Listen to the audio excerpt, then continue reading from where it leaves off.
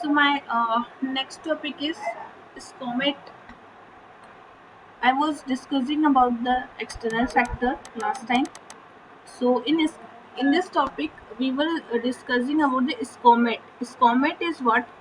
So comet is a special chemical organism, material, equipment, and technology. Okay, special chemical organism, material, equipment, technology.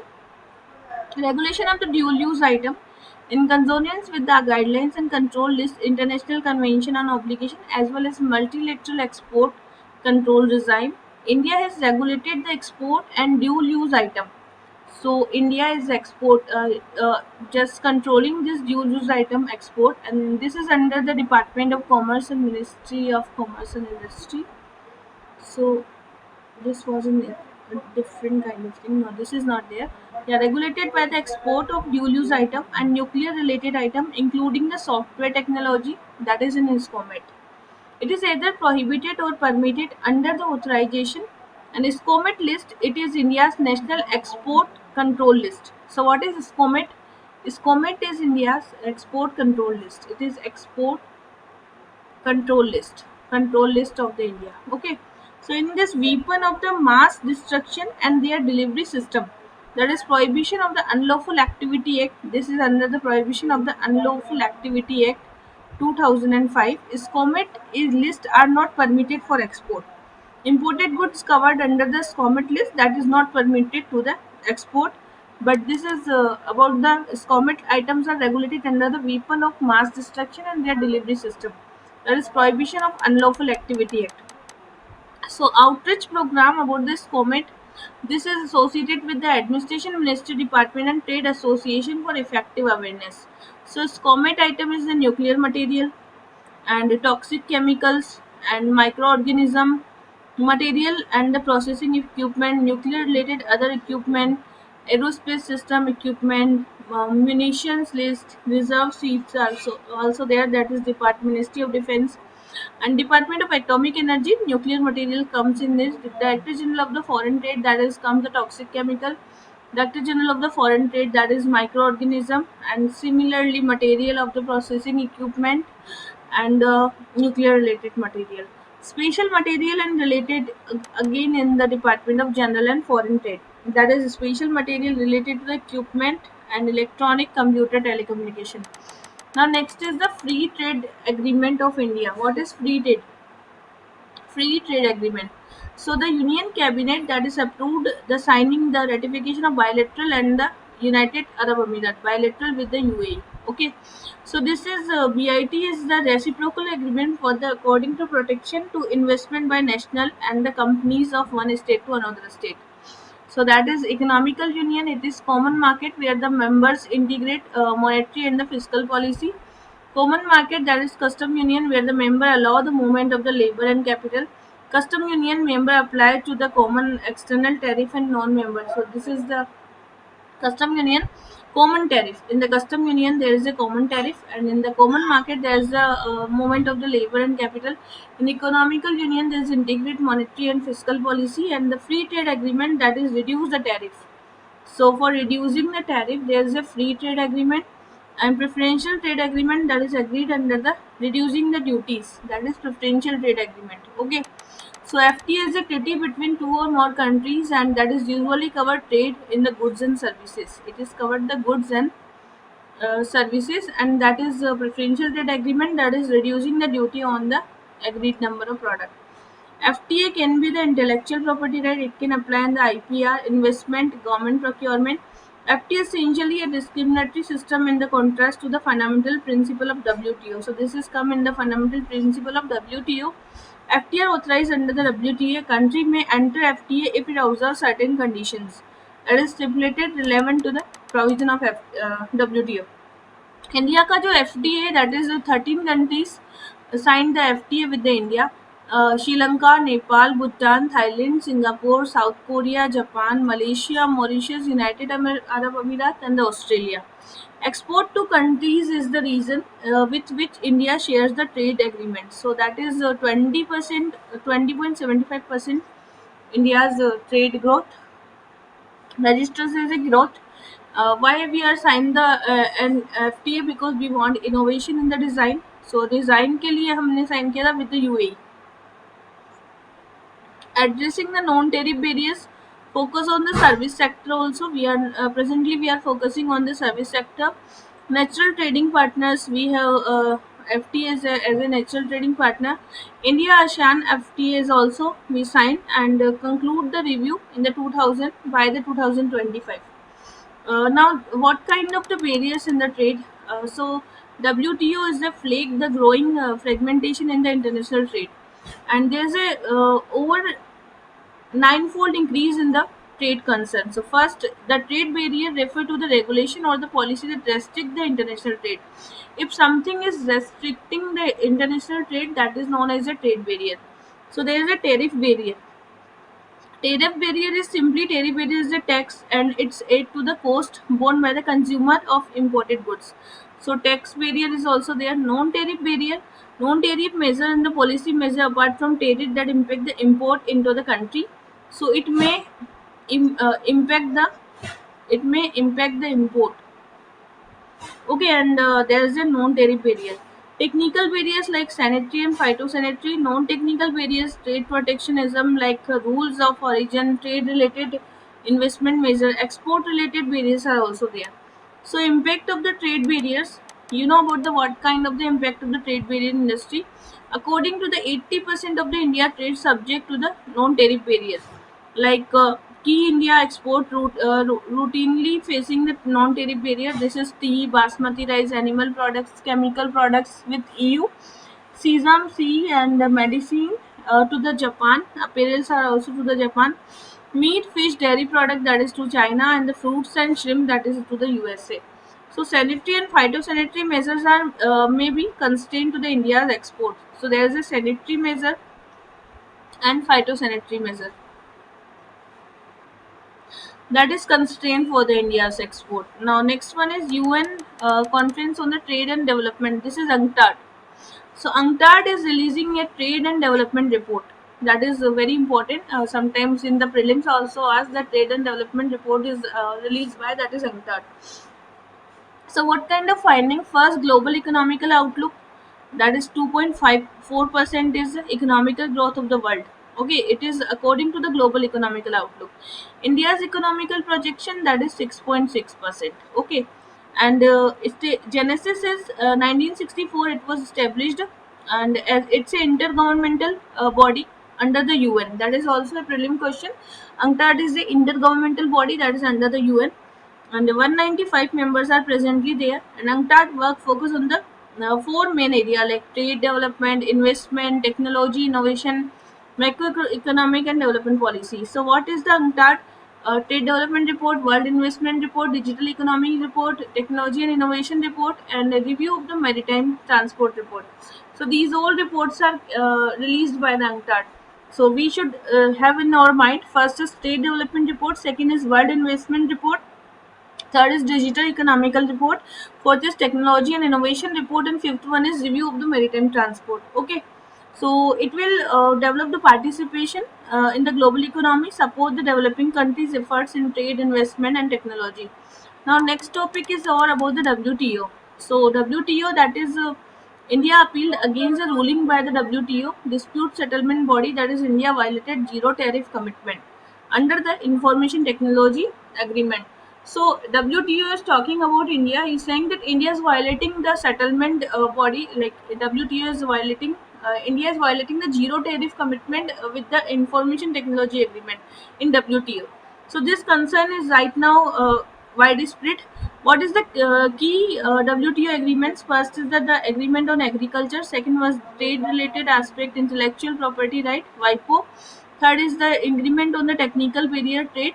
Fourth one is trade facilitation. Fifth one is the general agreement on the trade and services, GATS. Fifth one is the agreement on trade related investment measure related trims. Trims and trips are again it's in the WTO. The agreement on the application of sanitary and phytosanitary measures. So these all agreements are with the WTO. India is signing. Now, two main way to settle the dispute against the complaint. First is party find a mutually agreed. Second is through the adjustment. Either we are going to for the adjustment or mutually agreed solutions can be applied. So subsequent implementation of the panel and appellate body report, there are the three main stages of the WTO dispute. So first is both sides are not able to resolve the matter through the consultation, either them can approach to the establishment of dispute settlement panel. So there is a dispute settlement panel. Now functioning of the appellate body, there is a USA blocking appointments to the appellate body. Implementation of the ruling while including the countermeasures also. What is the WTO? First of all, I am going to discuss about the WTO. So WTO is the only global forum. It is a global forum which is settling the rules of international trade. So it was signed in 1994 consultation with the Uruguay round and multilateral trade negotiation with the multilateral trade negotiation. So WTO is a successor to General Agreement on Tariff and the Trade, that is GATT, and that group in 1948. Currently, there is a 164 members of this WTO investment facilitation agreement that was in WTO, and this launched in 2017 for developing at least developed members. Joint initiative aimed to developing a multilateral agreement in the facilitation of the development. So it does not include in India. Actually, investment facilitation agreement that was not does not included in the India. So rest all was included, but investment facilitation agreement there's India is not included. Now developing country like U.S. policy against the China developing country status. So U.S. Is making the policy against the China, and it has been asserted that China can no longer be considered as a developing country, and China is not considering as a developing country also. World Trade Organization that is not define the developed and developing countries, and therefore member of countries are free to announce. Like this is not bound over the World Trade Organization that he may announce which country is developed or which is not developed. It is just own initiative of the country. If they are developed, then they can disclose by themselves that they are developed. UN also has no formal definition. So UN is also saying that there is no formal definition for developing or developed country. Okay, now next question is de-dollarization. What is de-dollarization? So BRICS country, you know about the BRICS country. These nations are in the process of creating a new currency. So there is a BRICS bank, and they are creating a new currency. So BRICS currency will be used for the cross-border trade, and they will use this for the cross-border trade. As we know about presently, dollar is using as a cross-border trade. So India and Malaysia have agreed to settle the trade. Okay, so India is also agreed in this, and Malaysia is also agreed for this. And Indian rupee in the addition to current mode of settlement, and now these are seen as a major step for de-dollarization. So what kind of steps are there? First is it will open the economy, determining the global currency. If we are determining the global currency, like we are relying on the US dollar, as we know very well, as a reserve currency and medium of exchange as a unit of account, that is a dollar. But now presently we want to improve, open our economy. We want capital account convertibility, political economical stability, and acceptability and the trust. We need all four measures required for our open economy. So why de-dollarization is taking into root? Uh, Lots of complication in the world. First, the weaponization of the trade. There are lots of weaponization of the trade, and this sanctions and exclusion of SWIFT, like Society for Worldwide Interbank Financial Telecommunication, that is SWIFT measure. And the section were imposed on the Russia after the Ukraine war, and there's the sections over the Russia after the Ukraine war because of the weaponization of the trade. Second is new emerging economy, like rise of Asia economical powerhouse. Now Asia is presently economical powerhouse. Third one is visible benefit of the diversification. There's lots of diversification. If there is a multi-currency foreign currency, then it will reduce the pressure on the external sector. Manipulation of the USA always want to manipulate the global currency. Okay, so this manipulation of the global financial system, and that's why also problem. So now benefits of the de-dollarization to the India. First is reduction of systematic risk of global financial system. It will boost the export. It will greater control over the debt management. So debt management will be there, and it will reduction in borrowing cost. So our borrowing cost will be reduced because now dollar is not becoming a strong currency. It will attract the foreign investment also, and It will also enhance the monetary policy flexibility. Monetary flexibility. Okay, so these will be the concern with the de-dollarization. Now, next one is initiative taken by the international rupee. So, first cross-border borrowing in the rupee and trade settlement in the rupee. Currency swap will not be there, and other measures will be there. So, cross-border borrowing of the rupees, like rupee denominated bound by the masala bond. You know about the masala bond, and that bond was came into 2014, and it was allowing the Indian corporate to issue the rupee denominated bond. Second is trade settlement in the rupees. So comprehensive framework allow the trade settlement in the rupees, like Vostro accounts are also there. So Vostro accounts are also there for this. And the first one is a masala bond. Second one is a Vostro account. Third one is a currency swap. So 23 currency swap agreed the 2018, and now UAE SARC member country bid to promote the internationalization of the rupee. Okay, so SARC and UAE also wanted to make the internationalization of the rupee. Next measure is domestic currency used for regional trade settlement, like Asian Clearing Union are also there. Offshore rupee markets are also there. Domestic rupee interest rates will be reduced, and now permitting the primary dealer to act as a market maker for the improve the market liquidity. Okay, so now sovereign digital currency governance will be improve the proposal to the Bank for International and Settlement. An African Continental Free Trade Agreement is also signed by India for the intra-African Union using the local currency.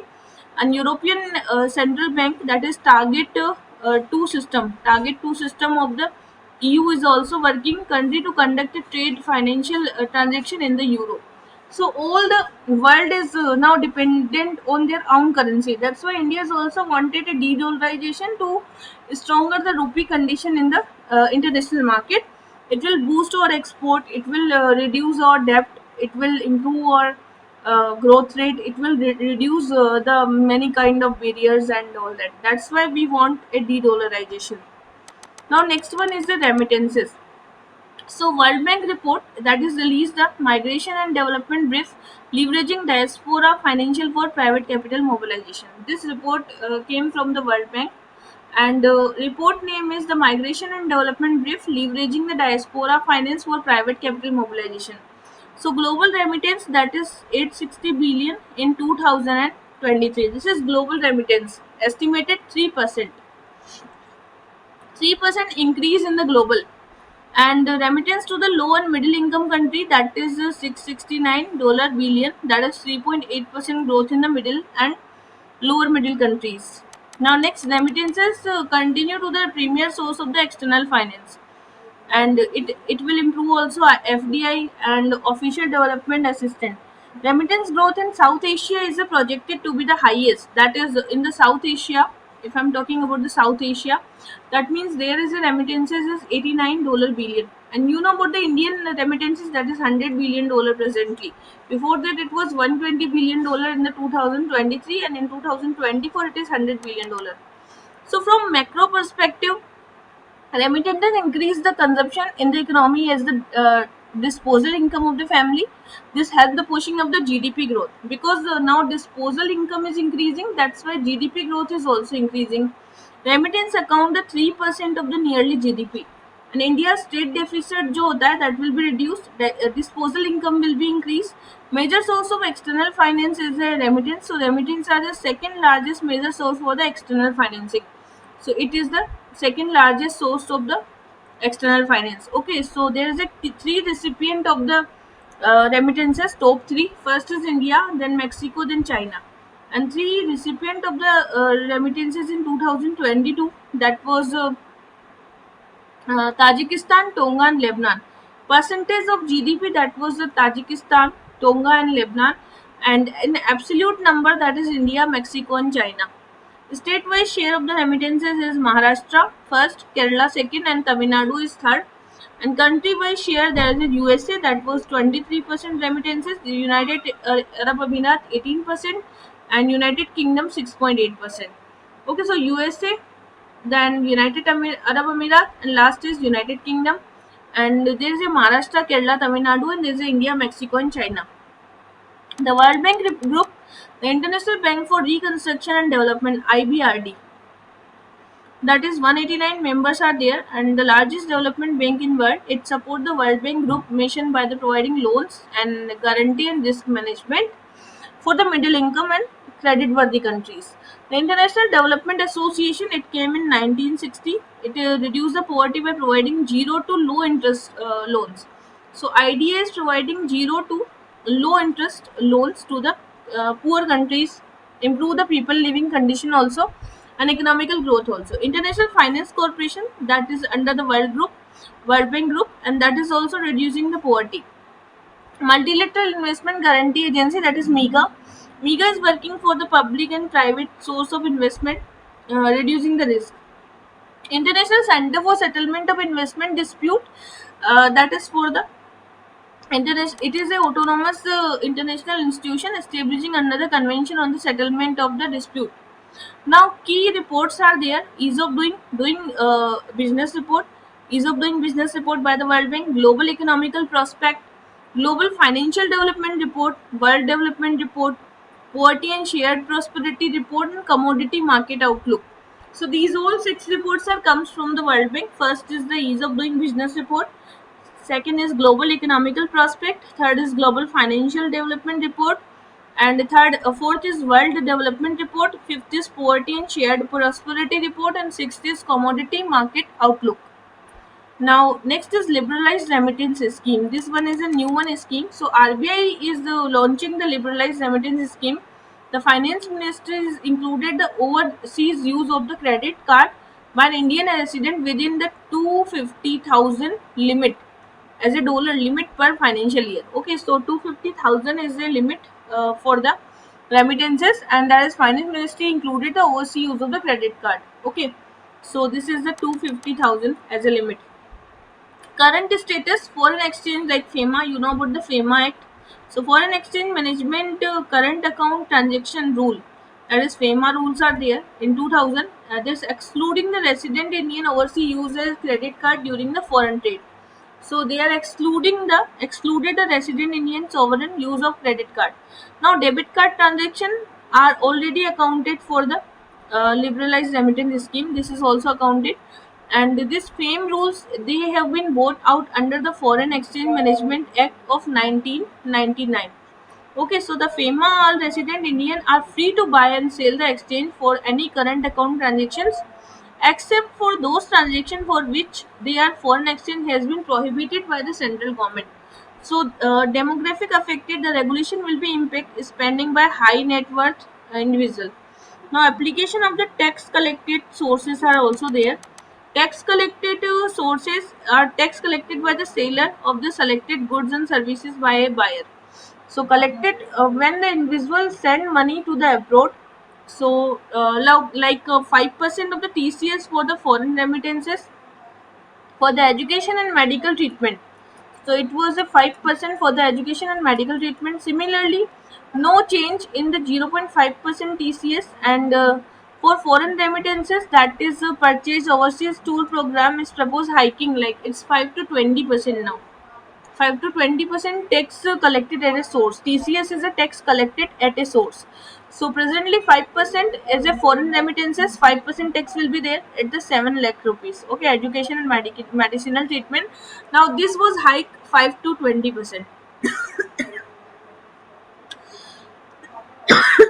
What is the liberalized remittances scheme? So it was introduced in 2004. It was introduced in 2004. Objective is to liberalize the existing foreign exchange regulations and facilitate the smooth transfer of the fund to the abroad by the Indian resident. All the resident individuals are allowed to freely remit the 2,50,000 per financial year. Individuals require RBI prior permission to make any remittances, and the scheme is not available to corporates and partnership firms like HUF and trust. The remittances can be made in any freely convertible foreign currency. Now, what is the prohibited and the permissible remittances? First is prohibited remittances. Second is the permissible remittances. So, prohibited is a under the Schedule 1, restricted under the Schedule 2, that is the Kate rule. And for trading forex, like you can't go for the forex in the abroad. Capital account remittances to the country identified as a non-cooperative country. To those individual and entity identified as posing risk commodity as a terrorism if they are promoting in any kind of terrorism, or for gifting to another resident in foreign currency. Now you are prohibited to gift in another currency. Okay. Now what is permissible remittances? Private visit. You can go for private visit for Nepal and Bhutan. Gift or donation is also allowed here. Gift and donations are allowed, but in the foreign currency that is not allowed. Okay. Going abroad for the employment, immigration is also allowed. Immigration abroad, going for employment, maintenance of the close relatives abroad, travel for the business and confidence, specialized training in the medical expenses is also allowed, and study abroad is also allowed. That is permissible. Now next topic is credit rating agency. So rating agency is a Moody. So Moody, presently Moody affirmed the BA3, that is India's, and maintained a stable outlook for the Indian currency. Okay, so global credit rating agency sovereign rating assess the credit worthiness of the country, and covering more than 66 trillion sovereign debt, and credit rating agency act as a gatekeeper for the global capital. So they are the global capital के लिए क्या है, gatekeepers है. ठीक है. So currently India is rated investment grade by the three major credit rating agencies, that is Standard and Poor, Moody and Fitch. So three agencies are there: Fitch, Moody, and the Standard and Poor. There are several criteria like political risk is there, taxation, currency value, labor laws are there. So role of credit rating agency, what are the role? Help to investor make the informed investment decision, encourage the pay on time, depict the likelihood of the borrower to default if they are in default. It will depict, enable the nation and the state to sell bond to the investors as a domestic and international market. So, like there is some symbol of the ratings. First one is this was the Moody given us BAA3. Okay. Now symbol is the A, triple A, that is the high degree of the safety. Double A, very high degree of safety. Very high is triple A. A have a adequate degree of safety. Triple B have moderate. Double B moderate risk, and B is have a high risk. C is a very high risk, and D is the default. Okay. Now credit rating in India. So in India there is a SEBI. SEBI is a regulate the credit rating agency in the India. So there are the seven credit agencies: Crisil, Care, ICRA, QI ranking, and Brickwork ranking, India rating as a research private limited, and Informatics valuation rating. What do? They do market participant to be informed about the information and unbiased opinion, help the financial market grow, and evaluate the individual company and credit worthiness. Okay. Now next topic is increase in the IMF quota. So you know about the there is a quota in the IMF. So presently economical variability is 15%, GDP is 50%, and international reserve is 5%, and openness is 30% in the IMF. Okay. So International Monetary Fund, that is the executive board, approved a proposal to increase the quota. There is the executive board of the IMF. They will approve about the IMF quota should be increased or not. The board proposal is 50% quota increase allocated to the member in the proportion of their current quota. So 50% increase, that was proposal. Now the proposal will be considered, the voted on the board of governor. Okay. So significance of the rise of quota. What is the significance of the quota? So help to the safeguard the global financial stability, reducing reliance on the borrowed resources, and fund rely on the bilateral borrowing. Presently there is a bilateral borrowing. So new arrangement will reduce our borrowing, at least 60% of its lending resources. Now about the IMF quota. So quota are the building block of the IMF financial and governance structure.